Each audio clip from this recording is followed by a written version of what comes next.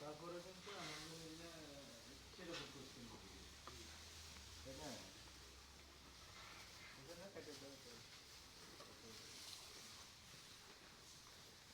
ভাই তখন ভাই কেন ওঠে কারণ হলো ভাই কিন্তু আমার বিদায় করছে লেখা ঠিক আছে